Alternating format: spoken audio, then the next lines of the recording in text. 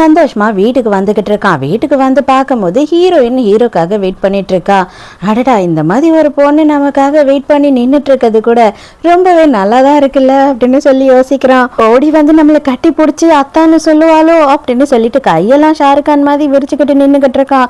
Heroine நேராக போயிட்டு கையை விட்டு குனிஞ்சு போயிடுறா. அவ்வளோதான், அவன் செம கடுப்பாயிடுறான். அப்படி எங்கடி போனேன் அப்படின்னு பார்த்தா தான் தெரியுது, நேராக செக்ரட்டரி கிட்ட போறா. நீங்க ஜியாங் கிட்ட இருந்து என் பிள்ளைய காப்பாத்திட்டு வந்தீங்க இல்லையா, அதுக்கு ரொம்ப தேங்க்ஸ். அதுக்காக தான் நான் என் கையால் இந்த குக்கீஸ் எல்லாம் உங்களுக்காக செஞ்சு வச்சேன் அப்படின்னு சொல்லி கொடுக்கும்போது எனக்கு அவன் காப்பாற்றி கூட்டின்னு வந்தானா, நான் சொல்லலைன்னா அவன் போயே இருக்க மாட்டான் அப்படின்னு மனசுக்குள்ள நினைச்சுக்கிறான். கரெக்ட் கரெக்ட், கொடுங்க கொடுங்க, அவர் தான் பெரிய ஆளு, அவர் தான் காப்பாற்றி கூட்டிட்டு வந்தாரு. அவர் இல்லைன்னா இந்நேரம் நம்மலாம் என்ன ஆயிருப்போனே தெரியல, உலகமே அழிஞ்சு போயிருக்கோம். அதனால குக்கீஸ் செஞ்சு கொடுக்க வேண்டியதுதான் அப்படின்னு இவன் நக்கல் அடிச்சுக்கிட்டு இருக்கான். தேங்க்ஸ் மேடம் அப்படின்னு சொல்லிட்டு இவன் வேற பேனு நின்றுகிட்டே இருக்கான். ஹீரோ பார்த்துக்கிட்டே இருக்கான். என்னப்பா பத்தலையா, இன்னும் கொஞ்சம் வேணுமா, ஒரு என்ன ஒரு அண்டால எடுத்துன்னு வந்து தர சொல்லவா, நீ கிளம்புற மாதிரி இல்லை, வீட்டுக்கெல்லாம் போக மாட்டியோ, இங்கேயே இருந்துடலாம் நினைக்கிறியா அப்படின்னு நக்கல் அடிச்சுக்கிட்டு இருக்கான்.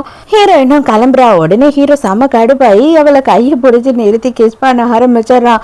அடே, இப்போ எதுக்குடா நீ என்ன பொசுக்குன்னு கிஸ் பண்ண அப்படின்னு பிடிச்சி தள்ளி விடுறா. நான் செம கோபமா இருக்கேன், தயவு செஞ்சு பேசவே பேசாத அப்படின்னு சொல்லிட்டு அங்க இருந்து போயிடுறான். உள்ள போய் உட்காந்துக்கிட்டு அவன் ரூம்ல புலம்பிக்கிட்டு இருக்கான். அவன் வாய் திறந்து நல்லாவே சத்தமா புலம்பிடுறான். ஹீரோயின் வந்து வாசல்ல நிக்கிறது நல்லாவே கேட்டுருது அவளுக்கு. இவளுக்கெல்லாம் வந்துட்டு நான் காப்பாத்தி இங்கேயே வச்சுட்டு இருக்கேன், கொஞ்சம் கூட நன்றியே இல்லை.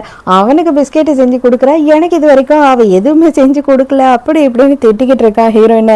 இதை உங்களுக்காக நான் ஸ்பெஷலா செஞ்சேன், அதனாலதான் தனியா எடுத்து வச்சிருந்தேன், அவர் கிளம்பிடுவாருன்னு சொல்லிட்டு அவருக்கு முதல்ல கொடுத்தேன் அப்படின்னும் போது, யாருக்கு வேணும் இதெல்லாம், தேவையே கிடையாது, நீ எதனா பாய்சன் வச்சிருப்ப அப்படின்னு சொல்லும் போது, அப்படியா சரி ஓகே வேண்டானா நான் கொண்டு போயிடுறேன் அப்படின்னு சொல்லி எடுக்கிறான். அவன் வேண்டான்னு சொல்லும் போது கெஞ்சிக்கிட்டு இருந்தா, ஆனா நான் வேணான்னு சொன்னா உடனே நீ எடுத்துக்கிட்டு போயிடுவியா, 2-3 வாட்டி கேட்க மாட்டியா, சாப்பிடுங்க சாப்பிடுங்கன்னு சொல்லிட்டு, என்னதான் இருந்தாலும் இது என்னோட வீட்டு மாவு வீட்டு சக்கரையில் தானே செஞ்சது, நான் சாப்பிட்டுக்கிறேன், வச்சுட்டு போ, வீணாக கூடாது இல்ல, அதனாலதான் அப்படின்னு சொல்றான். ஹீரோயின் குட்டி பையனுக்கு உட்காந்து ஹீரோவோட பேரை எழுத சொல்லி கொடுத்துக்கிட்டு இருக்கா. எதுக்காக இவனுக்கு என் பேரை எழுத சொல்லி கொடுக்குற அப்படின்னும் போது, ஆமா ஒரு நாள் இல்லை ஒரு நாள் எனக்கு எதனா ஆயிடுச்சு அப்படின்னா என்னைக்குமே அவன் உங்களை மறந்துடவே கூடாது, அது மட்டும்தான் என்னோட மைண்ட்ல இருக்கு அப்படின்னும் போது, எனக்கெல்லாம் யாரையும் பார்த்துக்கிறதுக்கெல்லாம் முடியாது, நான் எதுக்காக அவனை பார்த்துக்கணும், உனக்கு எதனா ஆயிடுச்சு அப்படின்னா அவனையும் தூக்கி கடல்ல போட்டுருவேன் பார்த்துக்க, நீ இருந்து உன் பிள்ளைய ஒழுங்கா பார்த்துக்கிற வேலையை பாரு, என்கிட்ட தள்ளி விடலான்னு நினைக்காது அப்படின்னு சொல்லிட்டு மிரட்டிட்டு போறான்.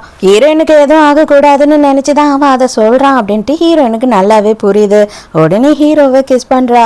ஹீரோவுக்கு ஐயோ இப்ப நம்ம கோவமா தானே பேசணும், அவ அதையும் புரிஞ்சுக்கிட்டாளா அப்படின்ற மாதிரி தோணுது.